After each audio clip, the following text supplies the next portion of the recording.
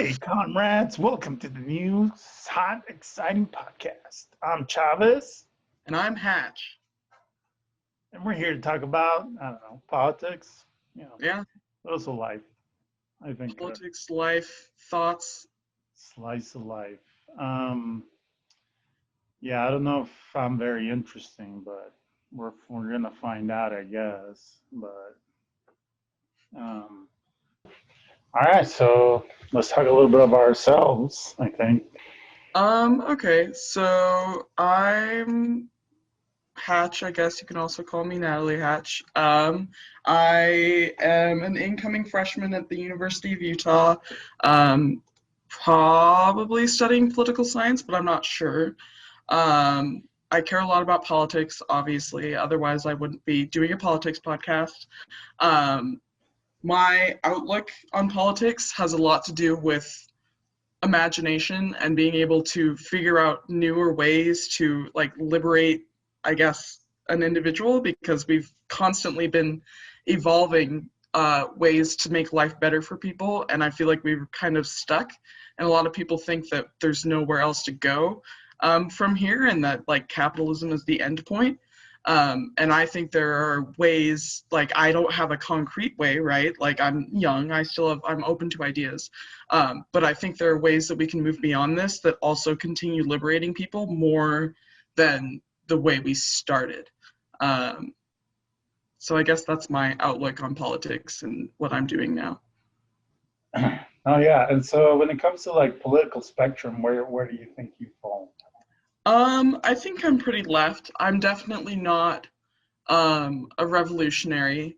I don't think revolution per se is the way to go. I think my endpoint probably would be some form of a communist society, but I don't think that will happen for like hundreds of years. So the way that I see it, especially as someone who wants to go into government, is that I want to enable a future revolution as well as possible, and in the meantime, make life as good for people as I can without like causing a complete upheaval of the current system, I guess.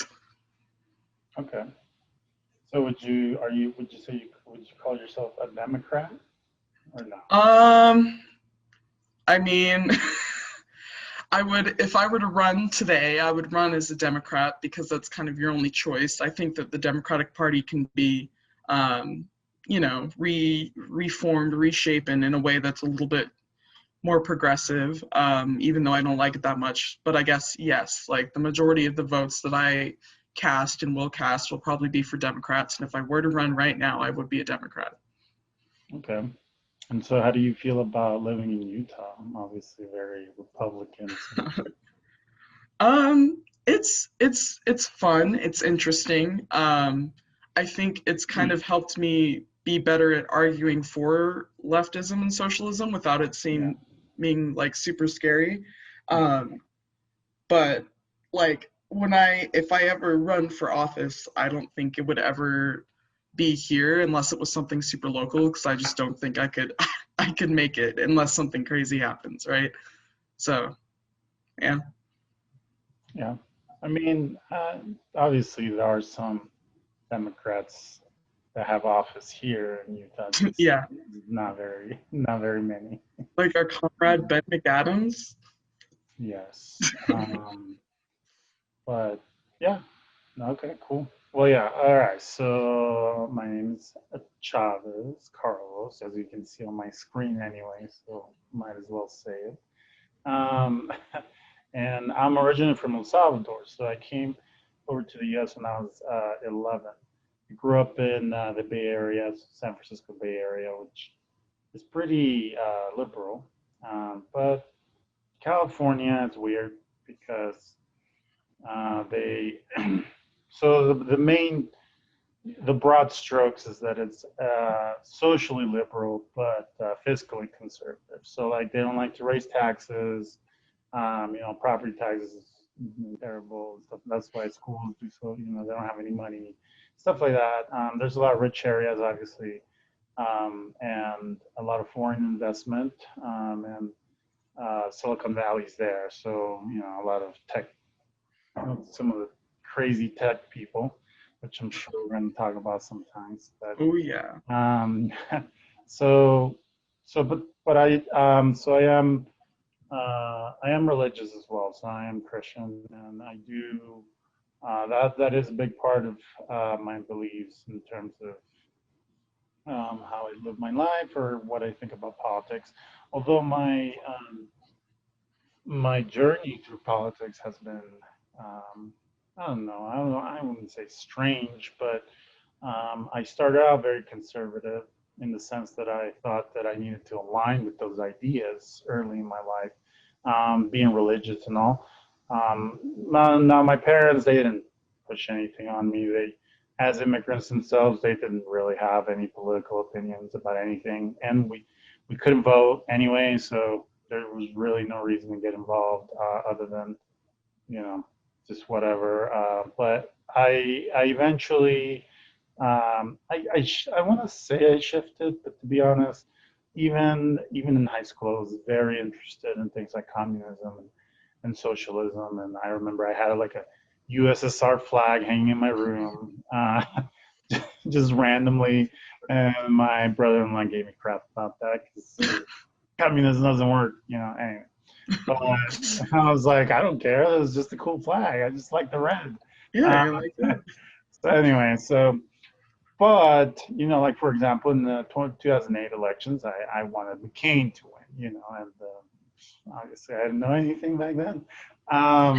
And so nowadays, I've definitely shifted very much left. I do feel like I'm more of I guess if I had to label myself, it'd be like a Christian socialist. I do think I base most of my ideas on um, just Christ's teachings in terms of helping the poor and being, loving everyone and being good to everyone. So I mean, I still can't vote. I'm still not a citizen. I'm in the process of becoming one, but it takes a really long time and a lot of money. So it's definitely a very terrible, terrible Yeah. system. But it is what it is. I mean, I just do it, and there's really nothing I can do about that. But I have a lot of opinions, of course, and someday I'll Right. be able to vote. So I don't think that it's necessarily and politics. Obviously, it's one spectrum of society. So there's different ways to help society other than voting. I mean, voting is very important, but you can also just. I mean, you can be involved in political campaigns as it is, and also any organization that might be trying to help out. So yeah, I'm definitely very left. I'm for transitioning into capitalism. I don't think that it's a good idea. So simply put, uh, and then also, I'm definitely for the government being able to help people that need it for sure. For privatizing a lot of things, definitely Medicare for all, things like that. I was definitely a very enthusiastic about Bernie Sanders, and I'm definitely very sad that it didn't happen. And I'm sure I'll share more thoughts on that. But yeah, so I mean, overall, that's my story. So a little bit, I like living in Utah. I do think that I wish it wasn't as Republican-y, but I do Right. think that in terms of the Republican spectrum, they tend to be a little bit nicer. Yeah. You They're know, more passive aggressive if they're going to be really bad to you. And if they're not going to be bad to you, like, yeah, it's not as yeah, openly hostile, I don't think. exactly. So I think it's a little bit less outward racism. I think. Yeah. I mean, you always have systemic racism, so Right, right. that's going to be there. But I mean, I think most of them are genuinely trying to be good people, and unfortunately, they're kind of caught in the system, or either born in it, or indoctrinated in it. And it's just what they think. And so, I'm definitely not here to. Um, I mean, here's the thing. I will make fun of maybe some things, but I'm here mainly to try and give a little bit perspective from not a religious side, but more of I don't know, like an independent side, I guess I would say. That's fair. So I mean, to be honest, if I could vote, I don't think I'd be registered as a Democrat. I think I'd be independent. I believe so. But I don't, obviously I can't. There's really no point in me thinking about it. It's going to be at least 5 years until it happens. So I mean, but when it comes to just what would I be affiliated with, you know? But I probably would donate to Democrats. Right, right. But anyway, next politician spotlight. Now, here I think we want to talk about. Obviously, there's been quite a few primaries Hmm. that have happened. I think there's a few more left to go, but for the most part, almost all of them have happened. And obviously, the primaries for the presidential election are, are done. Right. The DNC is having their convention as we speak, I guess, Yeah. which I didn't watch it. I think I did. I think I watched the Biden and Kamala when they addressed everyone. Um, yeah, I watched that, but I don't know. I mean, I think Bernie did speak yesterday, and Yeah. I did hear that that was good. But anyway, I do gotta look at that one. But anyway, so what do you want to talk about in this point? Um, I mean, you seem to have all the links. I Yeah, think quite a bit. like because I'm like, what? Yeah, I do have quite a bit. I spent a few days looking for this stuff. Um, but anyway, go on. Um, I was just gonna say like there are obviously a few of these people. See, I know a lot more about like Ilhan Omar, for example, and like AOC than I do about like these primary. Like I don't follow primaries maybe as much as I should. Um, like I know like I obviously recognize a few names like Cory Bush, Jamal Bowman. Like um, is that it? I guess that's it. Um, but Yep. like yeah, I don't know much. So enlighten me. Well, I mean, the first thing I wanted to look at was, I mean, because yeah, there's a lot of primaries, obviously, and it's a lot of states, a lot of things to keep track of. So I mean, I don't know most things, but um, when it comes to what I wanted to search for, I wanted to look for progressive candidates, obviously. Mhm. So I know some organizations that have some pushing progressive people. So Justice Democrats, it's one of them. So basically, I started there, and I just started looking at what they won so far, and what they're looking what were they looking forward to. Earlier in the year, they had Jessica Cisneros, and so I was very active on Twitter in terms of following the online posts. But Okay. um, earlier in the year, and I remember seeing all the stuff for Jessica because she was running in Texas. She was running against one of the few pro-life Democrats, and she was very close to winning. I think there were maybe a few percentage points, and unfortunately she lost. But it was still pretty good, and I liked her. I mean, the thing with the Justice Democrats is that they definitely try and well, they only accept people who have certain things in their platform like Medicare for All and free college, the Green New Deal, supporting the Green New Deal. So they only push those. They only support those, and they also pick uh, like you know they pick people who they think are going to win. In Right. places they think they're going to win, or could win, I guess.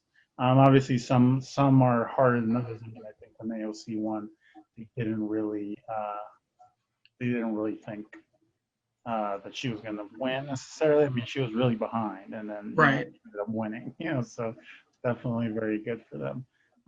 So yeah, so Henry, I don't know if you say Cuellar, but anyway, this guy. So yeah, it was close. He ended up with 51.8%.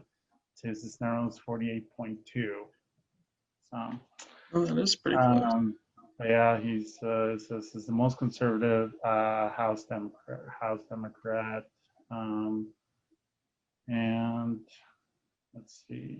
So Sided with the GOP yeah, he served in 75%. cabinet of Rick Perry. He's been outspoken in his defense of President Donald Trump. So Uh, weird. yeah, it's just so I mean, definitely as a Democrat, not a strange pick. Let's just say that. Yeah. Yeah. But they do have a lot of guys, or not a lot, but they do have quite a few people like that. So and he did. Um, so he says he raised 1.7, almost half came from corporate political action committees. Not great people. So yeah, so I mean, they definitely saw her as a threat, and hopefully she runs again. And that's the thing, because someone who did win was Cori Bush. Now, Cori Bush ran last time. Uh, she was the first Justice Democrat to run, to be picked, really, by them to try and win. And she lost the first time by, I think, 20 points. And then this time she won. So I mean, it seems as if maybe the first time they gained some name recognition, and Right. they can kind of talk about some of the things that the incumbent is doing wrong, but it doesn't really hit until the second time. Uh, Yeah. but yeah, it says definitely she won. It was a big shock. So Lacy Clay. So I did read about him. So he had held the seat for a while, and then his dad had held the seat before him. So they've been in office for more than 50 years, which is crazy. Now, That's a long time. something interesting too, I will say. When I was looking up all these politicians, I was going through the Progressive Caucus, right? Because I was Uh, like, I want to see who's in the Progressive Caucus. So I was looking these people up. There's a lady in that Progressive Caucus who her family has been in office for over 80 years. So basically, the dad of the husband held the seat, then the husband held the seat, and then the husband retired, and then the wife, she won the seat. wow. Yeah, so I mean, And and she's in the Progressive Caucus? she's in the Progressive. Not, well, here's the thing: the Progressive Caucus has received criticism, from what I understand, because you just have to pay the fee basically, and then you're in. Oh, Yeah, so there's no like, oh, you have to be pro-life, or there's no like you have to support, I don't know, like, no corrupt money. I don't know. So so anybody can be in it. So there's some people that are kind of shady. But anyway, so yeah, so Clay was actually beating Cori Bush, and then so some people just prematurely called it, and I do remember that. And then she wow. surged back and she won by 3 points. So Wow. definitely, this is really good. Cori Bush, also, so Bernie Sanders, definitely very. He has, well, it's not his organization, but his people created our revolution, right? And Hmm. they have also like candidates that they push, and Cori Bush is one of them. And Bernie had campaigned for her, and she had campaigned for him. So when she won, she tweeted "Not me, us." So it's kind of nice, definitely. Yeah. Um, but yeah, one of the things that was kind of drama was that AOC, I guess, didn't campaign for her this time. So she did the first time around, because they were all kind of campaigning at the same time, Cori Bush and AOC and all those. And this time around, AOC didn't say anything, and didn't campaign for her. So some people think it's because Lacy Clay is obviously because he's just been there for a while. He has a lot of he had a lot of establishment backing, and Right. so some people think, oh well, she just didn't want to ruffle too many feathers and make enemies, especially if she thought that Cori was going to lose. I don't know. Right. I And can't like read it her doesn't seem like mind. she seemed like a pretty big underdog too, so you don't want to, I don't know, like as awful as it is politically speaking, that was probably the right-ish move. I'm sure she supported her in her heart. I don't know. Yeah, and she did support other great candidates this time around, just not Yeah, this one. So I mean, I wouldn't necessarily be mad at her personally. I just, right. but it would have been great. It's kind of like when Warren declined to support Bernie in the last time around, when it was between him and Hillary, and Right. it could have helped quite a bit. Yeah. Yeah. Unfortunately, he didn't win. So anyway, so um, but yeah, that's Cory Bush. So she's gonna be great. Yeah, so single mom supports all the great things. So again, earlier in the year, also Jamal Bowman, he won, and he was definitely the first one that started everything. I mean, Jessica got close, so that was nice, but you want to win. So Right. Jamal Bowman, he's the one that started kind of like the big thing. So yeah, he won 55% Wow. to 40%. So this is definitely like a big. No, well, I guess blowout maybe. But yeah, he defeated Engel, who was another kind of like very establishment person. Um, but yeah, I mean, he's definitely very strong. It's funny when I guess they did a live stream because Bernie's, he does a lot of live streams, especially for like when he wants to push someone. So he did with like Cory Bush and Jamal Bowman. They did like all the live streams together, and I guess in one of them, Jamal was like, "Oh, they shoved you in the back, Bernie," and so that was a little bit controversial, I guess, because they did. But I mean, nobody wants to say it like that, I guess. Right. Don't say the quiet parts loud. Yeah. Um, so yeah, Engel had served in the House Foreign Affairs Committee and then held the seat for 31 years. Wow. Yeah. Wait, is that him, the mustache guy down there?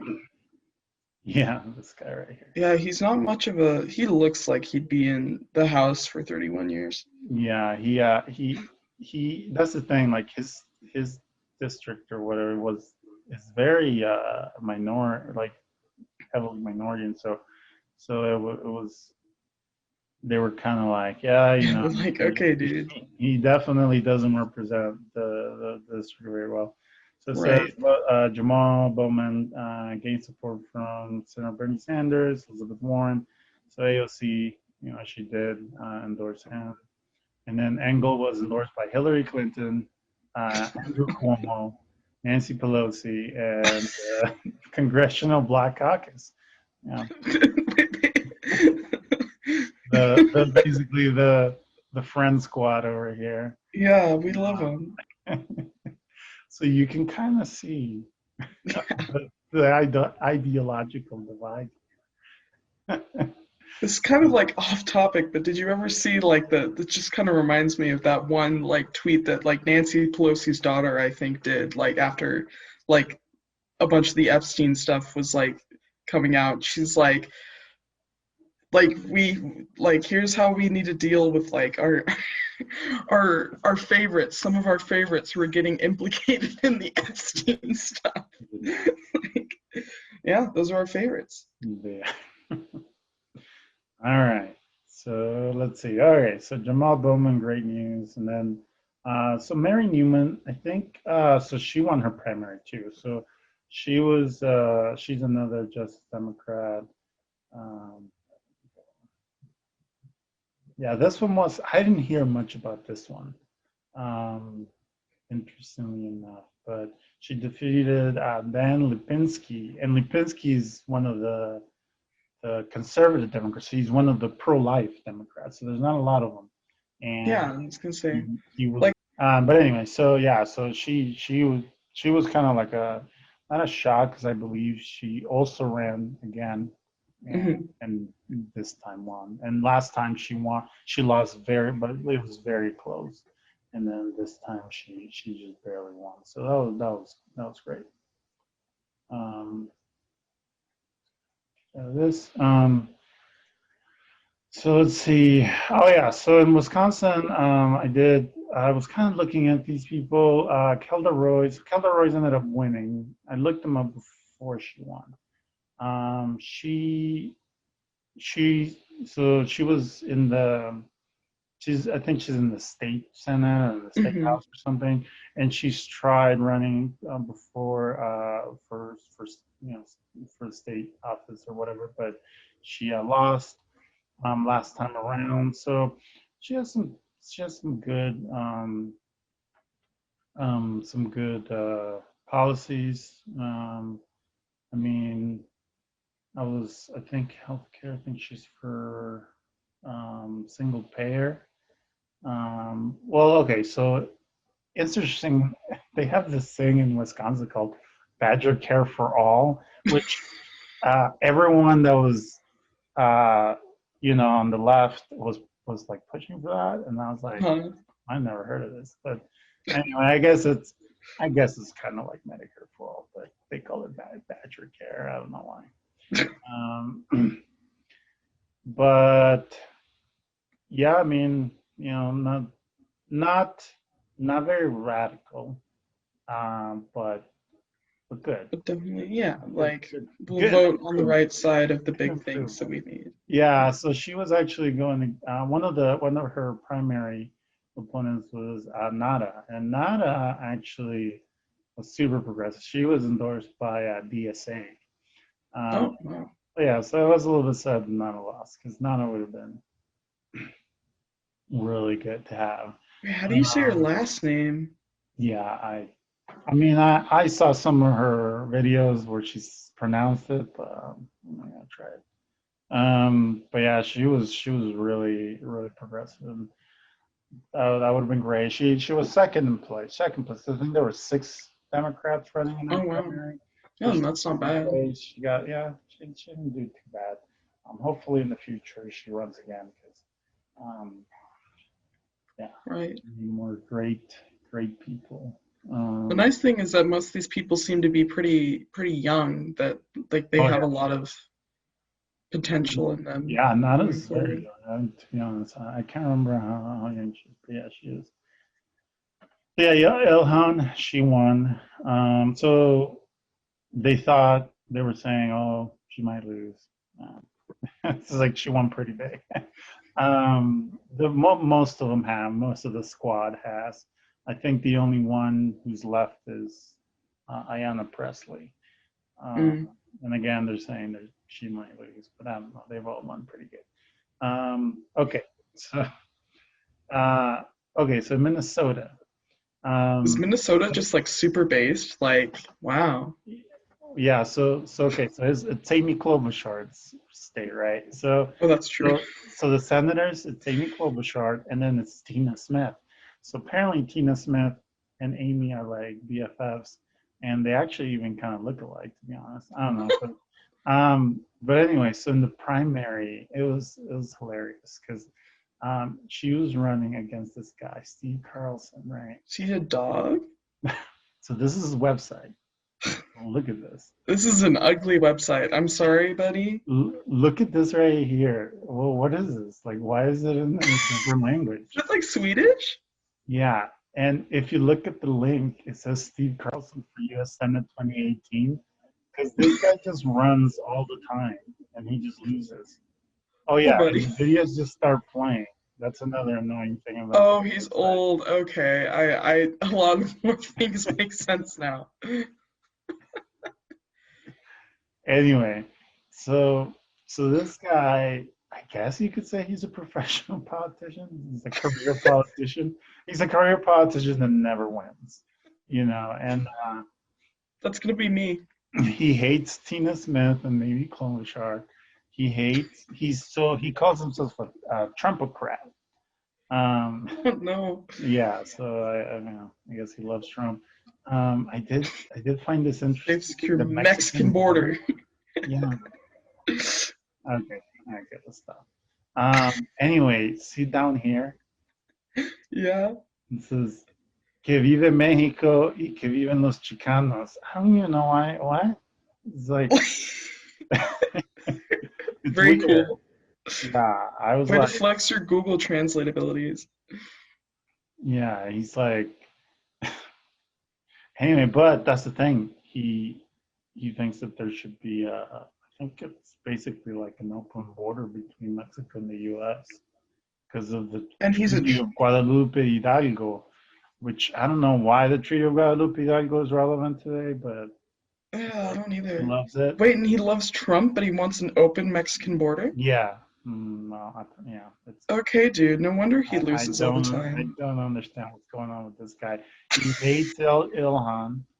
Um, he talks about. I think he talks about like her being, the whole brother thing. I think. Oh. But this is Syria. Tina could begin to repair the damage she's done. By drawing her does one of the literally craziest member of Congress probably ever. Hey, dude. No, I'm talking about yourself now. Yeah, I was like, are you trying to take her place?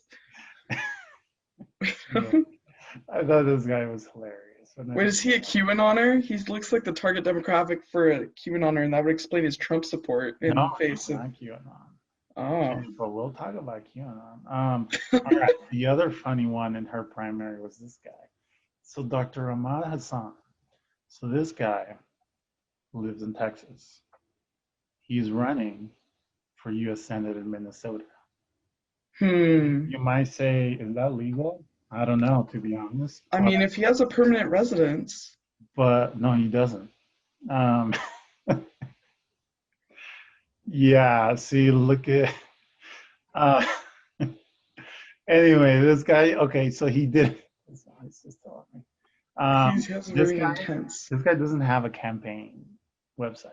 He just had it Facebook. That's how you Wait, get. Alexandria Realty Houston is his at? Yeah. And so if you okay, so here the funny part is so he tells you all about. He tells you. I'm not gonna lie. He tells you about like he's like he's a PhD in law degree and he's a Texas real estate broker and instructor.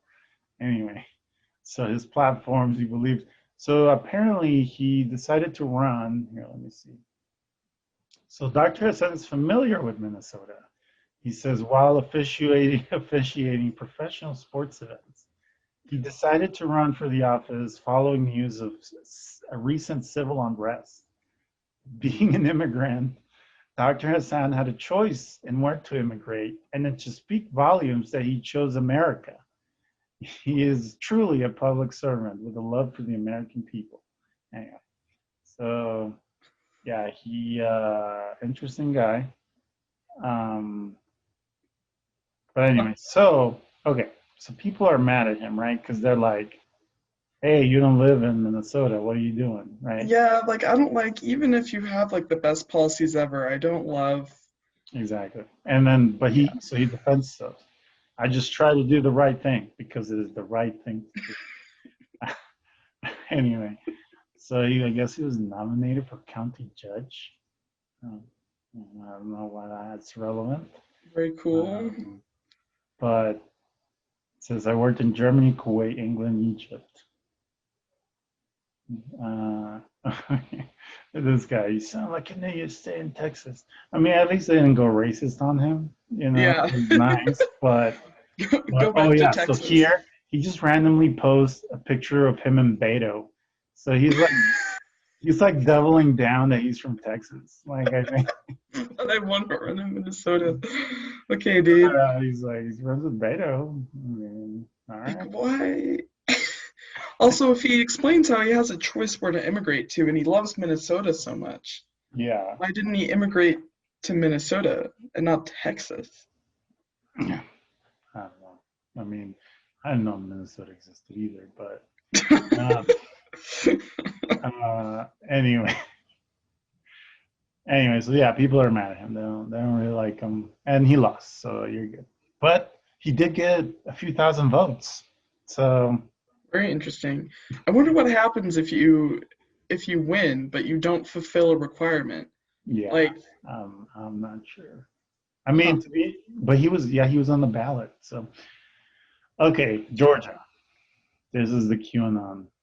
Oh, So nice. basically, the story in Georgia recently was that um, there was a okay. So there was a primary, right? And before, so this is the runoff.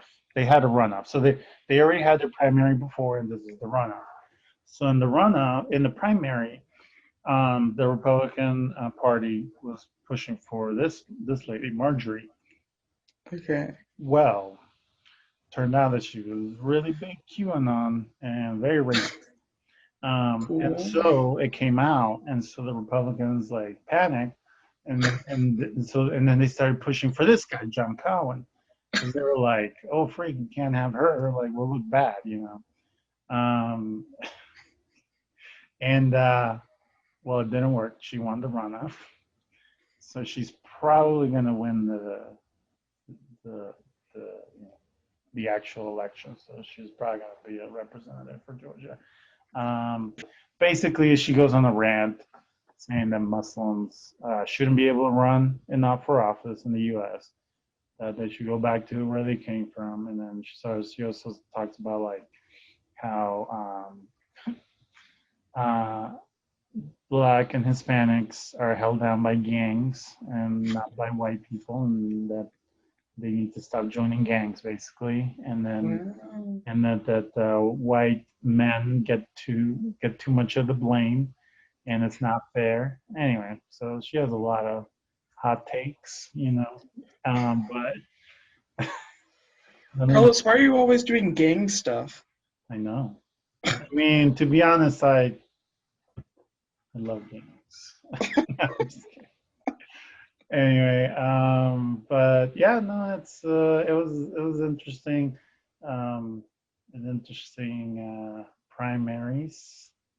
So yeah, we had some good wins, some not so good wins, but we'll see The how it nice thing goes. about Congress is that there's 438 of them, so Yeah, there's a lot of I'm telling you, and the way the committees work, I mean, you can't really get anything passed at this right. point. It's like they just do whatever they want. Um, but all right, I think. We love that. Oh yeah, so back to school. I don't know. I mean, did you have you looked at any of this the back to school stuff? I know about some, I don't know, basically, like I have a lot of thoughts about back to school and how it operates with COVID, Okay. if that's what Yeah. you mean. Go Uh, ahead. I know that uh, my college is like, I think they're doing generally a good job and they're doing what they can. I'm not someone who works super well just like at home on the internet. Yeah. And so I was a little bit concerned about that. And originally I was like, oh, look, all my classes are on campus. And then they switched it on me because I guess they had to spend some time figuring out which ones, like which classes they want on campus and which ones they don't feel like they need 100% on campus. And I guess they decided that a bunch of like the super basic gen ed ones should be on campus, which I feel like maybe it would be the opposite, but I don't know. Mm. Um, so that's interesting. They kept like all the class sizes at 35. Like generally, like the U of U is doing pretty well. Um, the Jordan like Utah school districts though aren't doing the best. It's my understanding that um, right now they're just having school be completely normal, no caps on classes or anything like that, and just that kids are required to wear masks, which good luck enforcing that depending on the age. And they are. Uh, and you have the option to do online, just like you always have. I guess more people are probably going to choose it. But it's definitely like, I think that it's not going to be great for working families at all because you could at least like for us it's going to be somewhat of an issue because my little sisters, right, they have to probably go to school. I guess with me going online, it probably won't be as bad. But like we either have the choice of like sending them there constantly into like a pigsty, right, where they could very Yeah. well bring it back to us or get sick or something like that, or they can be online and then probably have to be home alone. So it's like, what do we do? Um, Mhm. but I mean, like, there probably isn't much of a win-win situation there, which is the hard part. But don't think, I think they could have made a lot more modifications to the way that they're operating, um, like actual in-school stuff, especially like in our district, because they had a survey, and I guess all the parents were like, "Yeah, don't like, we don't care." Um, so that's fun, and like even if you make the argument that little kids don't really die from it that much, which is true, um, it's still pretty dangerous, but that's true. Like they're still going to bring it home. Like it's Yeah. not like germs are left in the school, right? So especially if they live with like grandparents or something, it's going to cause a big problem, or people who are like frontline workers who have to work like in a physical place all the time. It could cause a lot of problems, but we'll hope we'll hope for the best, I guess. But yeah, those are pretty much like all my thoughts about back to school. Like I've always liked school for the most part, even though I don't work super hard in it all the time. So I'm excited to start school, but it's a little different this time. So Yeah. Well, one thing that I was surprised to learn. I mean, I guess not surprised, but I learned. I said, I guess there's no national guidelines for nope. like schools going. Yeah, and I was like, that was weird. Yeah. It's Yeah. interesting. Which, That like, to everyone. be honest, I'm glad that they didn't take the time to do them because I feel like they'd be awful. Like I feel like I can totally see Trump just like mandating all the schools and like DeVos mandating all the schools be open in a perfectly normal way with like no masks or something stupid like that. So like yay states' rights, but also some states aren't doing very well with their states' rights. Oh yeah, no, no. I mean, I think, but yeah, no, that's definitely a fear. Um, okay, one of the things that I did look up online about this, because I didn't know anything about going back to Mhm. school, to be honest, because I was like, oh well, I it doesn't really affect me. I haven't been in school for a long time. Yeah, other than like people's availability. Yeah. Exactly. So I was like, whatever. So I looked up the CDC. I was like, okay, what's the CDC saying about this? And they do have this long, they do have this long list um, of things the schools should do, right? Right. Um, it's very long. It's a lot of check boxes. It's like 1,000 checking boxes. I don't. To be honest, it doesn't seem very easy or No. realistic to implement. Um, and but the one article that I did like, um,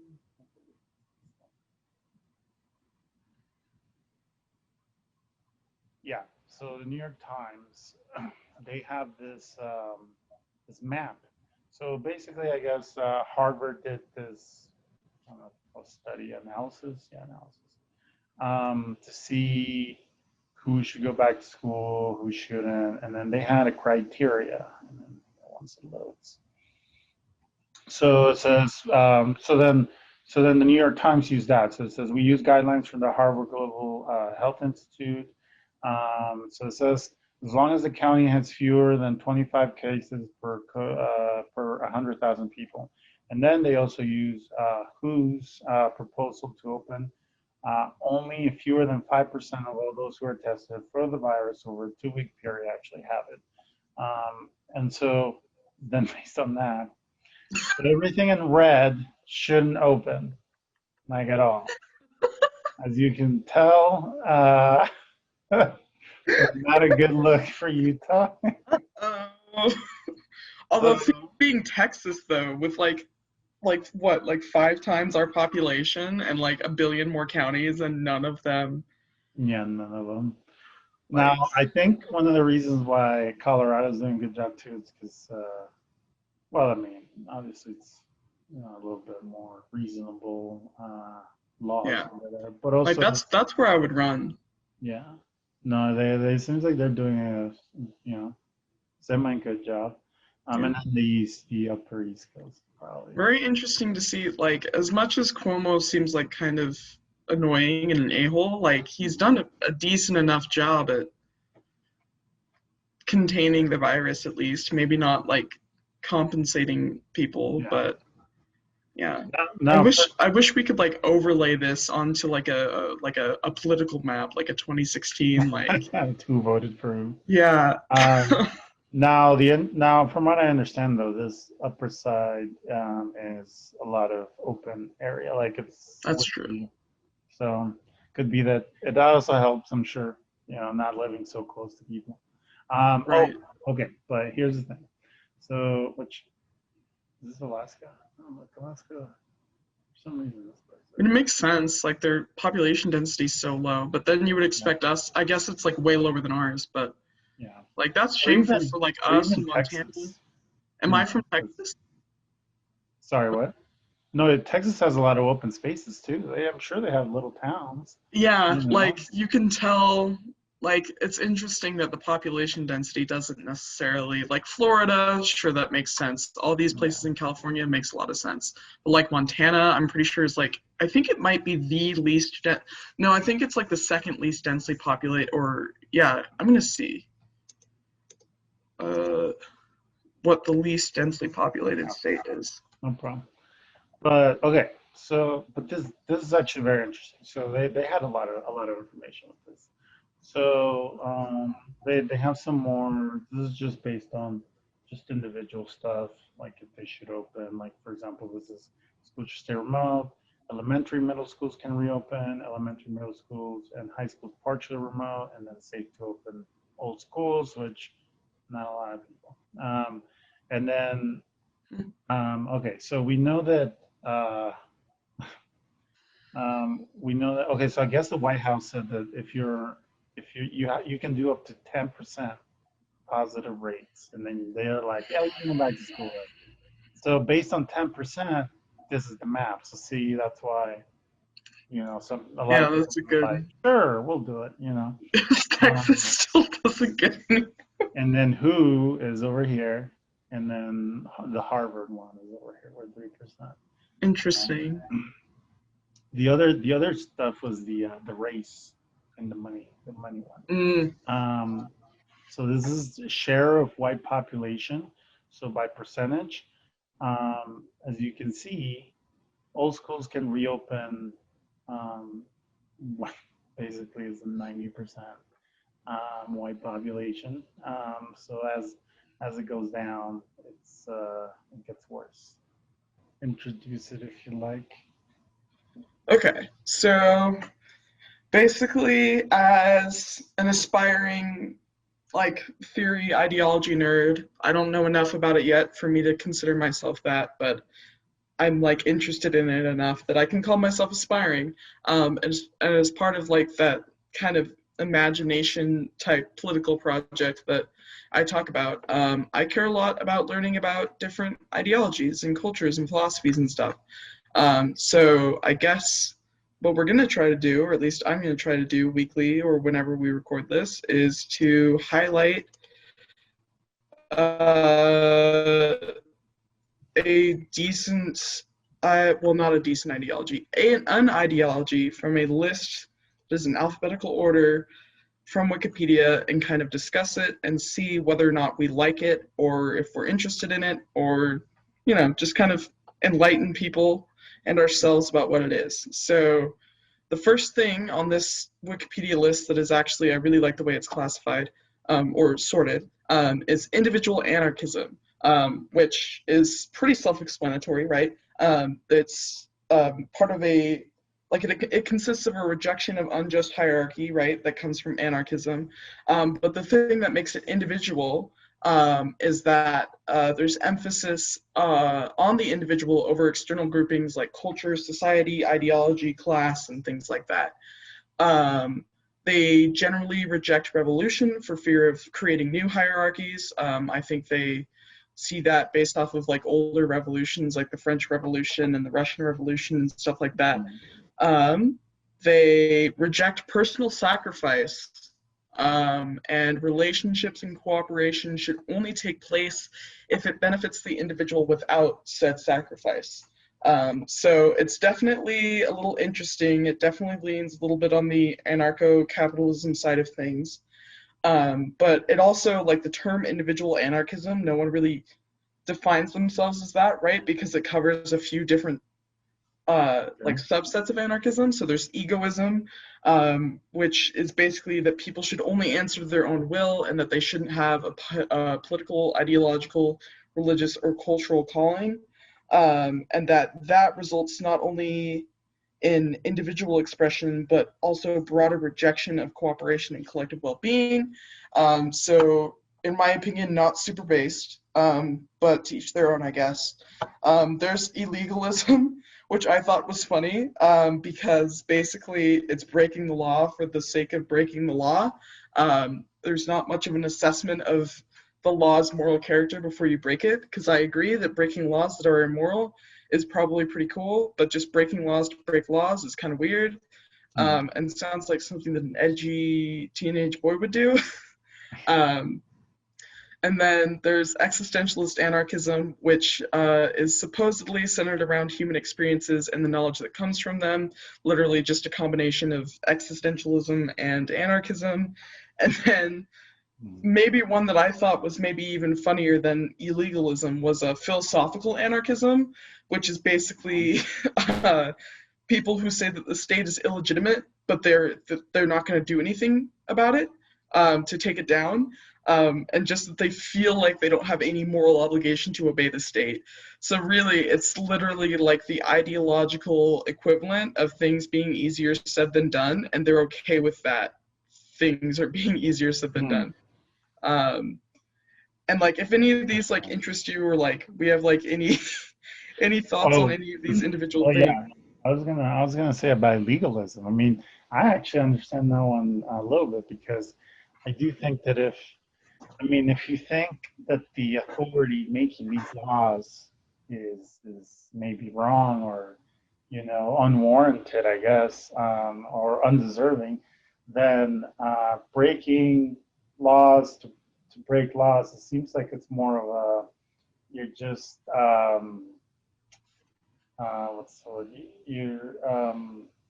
It's the principle of the thing. So it's like, you want to be consistent, right? So I mean, it's like, it's not necessarily that, like, for example, let's say if I were to talk about capitalism, obviously, like, there could be situations, individual situations, where capitalism could help and can make someone happy, but at the same time, it causes so many problems that it would probably be better just to get rid of it anyway. So if you think all laws, if some laws or most laws are bad, but then some laws are, they're fine, like, for example, no jaywalking or something, I don't know. Then breaking any law whenever, just to break it, seems consistent with that, right? It seems like, okay, well, I mean, I guess I can understand why you would want to throw everything out, just so that you're making the point. You're always making the point. You're always kind of shooting for the no law thing. But I don't know. What do you think? I think it does. Like, I get your consistency point. I think one of the things that I think kind of runs into where it's no longer consistent is that deliberately seeking out these laws and putting yourself, like, making yourself subject to state authority because you broke those laws seems like you're legitimizing that state authority. I feel like even like the philosophical anarchists or whatever have like a better point, and like, I don't feel like I morally have to do this because of the state. I may break a law because I don't feel like it benefits me or others. Another problem I have with illegalism is that, like, as a utilitarian, I think that if you break a law that actively hurts someone, for example, if you go around like murdering people, I don't think that. I mean, Yeah. So like, eventually, like, you're always going to be inconsistent, either in the sense that with the illegalism, in my opinion, and granted, I don't know much theory, Yeah. behind it. But yeah. Okay. So Um, you can go on. okay. So then there's like a few bigger people associated with it. There's William Godwin, Pierre Joseph Proudhon. I probably mispronounced that. But he was said to be the first self-identified anarchist. Max Stirner, I don't know if you've heard about him. Uh, he's pretty wild.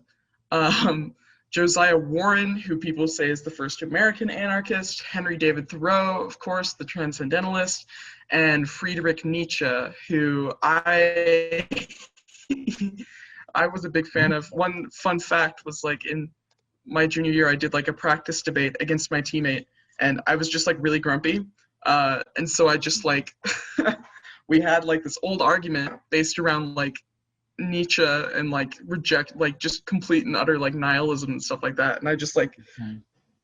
used that and used it to as an excuse to yell about my feelings, even though I'd never used it in a real round ever. So it probably wasn't the most productive practice round, but it was fun. Um, It's funny when you said I had a debate. I thought you were going to say I had a debate with Nietzsche, and I was like, ah, I'm a vampire. that's, you know what they should make. You know what we should do? We should make AIs that are like those historical figures, and we can debate against them. That'd be cool. That'd actually be really cool. You should do that. Let's influence them. Anyway, go on.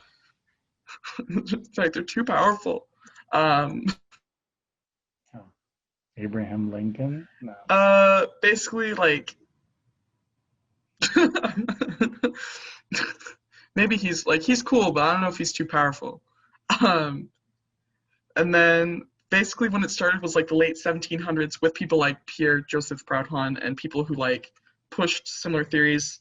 And then obviously, like, I don't think there's any big groups right now that would call themselves individual anarchists, but there's definitely a lot of strands of that piece of thought that are still in today. Like, I think a lot of it has pretty heavily influenced like libertarianism, especially like the Koch kind of libertarianism.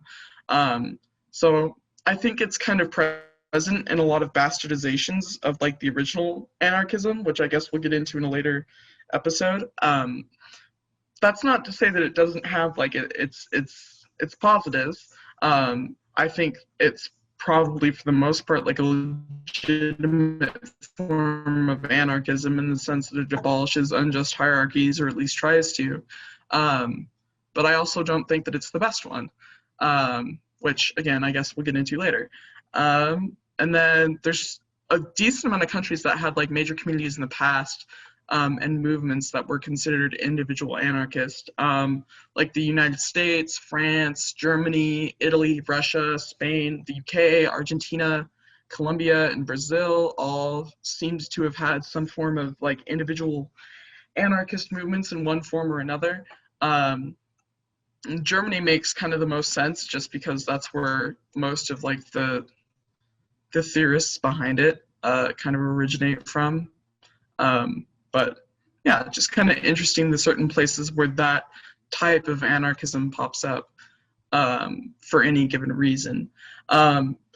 Basically, the reason why people push individual anarchism is generally obviously because they want to get rid of hierarchy, but also to like get rid of allegiance to groups because they supposedly harm the individual, which I think there's a pretty good argument for that.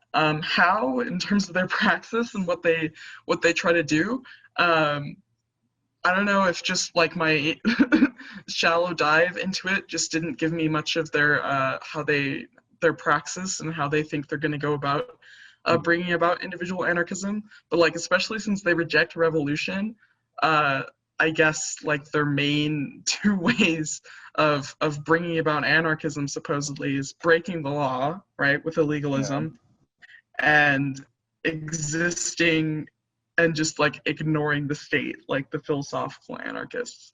So there's I don't know, like maybe I just was looking in the wrong places for how they practice it. But why not individual anarchism? These are two of the main like rejections brought about by other philosophers. These aren't mine, although I pretty much like I agree with them pretty much wholeheartedly. These two criticisms of individual anarchism, but basically, sorry, were you gonna say No, something? no. Okay. Um, basically, they think that its form of rejection of democracy and collectivism is bad and ultimately harms the individual, and it sacrifices any like anti-capitalist action that could also end up freeing the individual, and also that it promotes negative liberty, which is essentially like having someone not infringe on like your right to bear arms, for example, or um, free speech, stuff like that. Like basically anything that you think of, no one is banning you from doing it, that's negative liberty. But they think that individual anarchism sacrifices positive liberty, which is essentially enabling people to do what they want, right? Which would include things like a UBI, for example, or like some form of like job guarantee, something that leads you to have self-actualization. So it's like more of an empowerment rather than you avoiding like you being able to do what you want without other people infringing on that.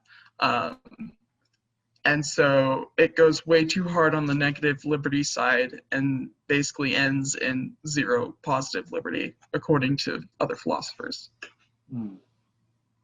What do you which think? I agree with. But Yeah. So, I mean, I think when it comes to society, right? You want to. I feel like human beings, because I do see them. I see, you know, basically we have a lot of kind of like animal tendencies, and I do feel like human beings tend to be social, mhm, like pack animals, right? Because that's how they right. survived the ice ages and stuff. Is like, you know, they were in like little villages and they helped each other out. So how does that like? Do they just dismiss that? Does it just say like, yeah, that's not true? Yeah, it's like that's it. I guess like I haven't really like I didn't see any good defenses of that, but I hadn't even thought of that criticism, which like makes a lot of sense. I think like if I were to play the devil's advocate and Mm-hmm. like If defend you were to play individual Nietzsche, anarchism against that go like ahead. critique, um, yeah, if I were to be Nietzsche myself, Okay. um, I would uh, probably say that like appealing to the way things are in nature isn't always like we were naked in nature too. Like, does that mean like sure maybe nudists would be like yeah we should keep being, but like there's a lot of things that happen in nature that we don't do now, and just because something's natural doesn't necessarily make it good. But I think too with the naturalism thing that you're getting at, I think it does actually win out over individual anarchism just because it means like there's The a default. tendency, right? So it's not Yeah, like you don't have to push it. People just right. that's what they fall into. Yeah, like that's what people will fall into. So it's gonna be hard. Like you will need some form of unjust hierarchy to enforce your hyper individualism. So like Hmm. that's where I'm like, yeah, you're probably right. And that it probably wouldn't work super well. Um, but again, like individualism, being able to express yourself, super cool. I don't think they're mutually exclusive with collectivism at all. Um, but I guess if you really sit and think about it and don't open your mind to many other ideas, it does seem like collectivism and like individual expression are mutually exclusive. But whatever. Yeah. All right. So did you become an individual anarchist after reading that? Um, I did not. I probably became more of a collective authoritarian, if anything, while reading it. Um, Oh, not to say that's where I lean, but as someone who like wants to go in government, I'm always somewhat skeptical of anarchism, and as someone who's like generally thinks of themselves as like economically left, yeah. I don't love. I mean, I think one of the problems of us being in Utah is that there's a lot of libertarian one like posers basically, and I say posers because Right, they just like the Kochs. they kind of just like to talk about it, you know, and Right. I think that puts a bad taste in our mouths when it comes to like yeah, the whole individual thing, you know, the whole like, Yeah, yeah, yeah. So, but which is a um, fair point. I mean, I, I think that for sure we should have. I mean, yeah, it's a tricky subject, the whole personal liberty thing. I feel like because Yeah. you want, yeah, you definitely want to have people to have choice, Mhm. democracy, voice, but at the same time, everything. And then also, yeah, when you create, let's say, a large government institution, it could be ran by Donald Trump, and it could suck, you know. So I mean, anybody can say that big government is bad, which it can be, but at the same time, if I mean, obviously you want to tailor it to certain parameters, but I think again it goes back to the point of capitalism. If the government is relying, it's codependent on capitalism, and capitalism is always going to push it to the basically the corrupt side because it's it's not as if the government is above capitalism. It's capitalism is above the government, you know. So Right. if politicians and the outside interests are working um, to make more money, then yeah, like things will get corrupted. Like the agencies are going to get corrupted all the Yeah. time. So first you have to address capitalism because that's the real monster, and then after that you can start tailoring the government to whatever it is you need, you know, and then you won't have to worry about like the ACA getting repealed or whatever, stuff Right. or not Right. having a public option on it, Or regulating corporations, like, yeah, yeah, yeah, or the EPA, So yeah, anyway, so yeah, no, I agree. I'm also not for that stuff. yeah. Um, all right, so obviously, I think we don't. We're just starting this out, so we're not 100% sure how often we'll do it, but we want to do it regularly. I think at the end of the day, if anything, it gets a chance. It's kind of like therapy. I feel like Oh, gives for you a sure. chance to get some ideas out, some thoughts out, some Yeah. In a state where you can't really freely do that and still convince people of what you exactly. believe in. Yeah, Yeah, yeah. and who knows? Maybe we'll do some let's plays. I don't know. Let's Oh, just that'd be so fun, actually. we definitely have an interest in Halo, a common interest in Halo. It's true. Um, did you hear about that? Did we talk about that? That it got pushed back to next year? I saw it and I thought it was a joke. Yeah. Oh no. No. Oh. Yeah. I mean, like, Apparently. Well, here's the thing.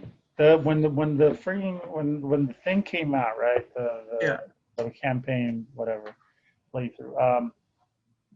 People just picked it apart real hard. And so what are they gonna do? They're gonna panic. They're gonna be like, "Whoa!" It's like people are hating on this, so Yeah, let's take but it's more like people time are gonna hate on to edit. 343 no matter what they do. That's the sad reality. Yeah, it's But like, I mean, I'm not terribly sad because I was kind of a little bit worried about having the money to buy it this yeah, year. So I am glad that I have more time to save for it. no, that's fair. Yeah. Like, and I think like more time, almost no matter what, will mean more quality. But it does feel like it's already been 5 years. Like, Yeah. yeah, but I Yeah. mean, I get it. I get it. I'm kind of annoyed when people are so they just hate whatever they see from Halo nowadays. But I mean, whatever. Yeah. Now we need to find a way to shoe in some EDM into this channel. Oh, true. Uh, maybe You maybe could remix your. maybe maybe we can have like a random EDM recommendation segment, and you can just tell us That about sounds super dope, actually. the great songs out there. I don't know. Are they called songs? What are they called? Tracks, I guess. Track songs. I mean, like, I don't think it's wrong to call it a song. Okay. Yeah. And I mean, I'm probably never gonna find a way to get manga in there, but maybe Oh, that's if we have true. maybe if we have other guests, Yeah, you and can then find a manga guest. yeah, yeah, and then they can talk about it. Yeah, because I'll be So what clueless. you'll do? Maybe Okay, this is what we'll do. When you can't be here, there'll be the guest host, It's and true. then I'll talk to him. But that way you don't have to just sit there, you know. Yeah, And then when that's I'm fair. not here, what can you talk about? Let's see. What do you like that I don't like? That's the question. I don't know. You gotta tell me. I really don't know. Yeah, I don't know either. Like, I'm sure I'll think of it, but Yeah. uh, And I mean, I think we want to make these episodes kind of shorter. So I mean, this is definitely. It seems like it's been longer than yeah, than wanted. So I don't know. Maybe we need to just talk about less topics. I don't know. yeah. I think the back to school probably took longer than we were expecting it to. Yeah, yeah. Um, Although I did find that interesting. That's yeah, I did too. Like, I'm not even. Yeah, yeah. So I mean, I don't know. Well, we'll see. I mean, at the end of the day, I think. I mean, right. between 45 minutes and an hour, I don't think there's a big difference. But No. um, all right, let's sign off.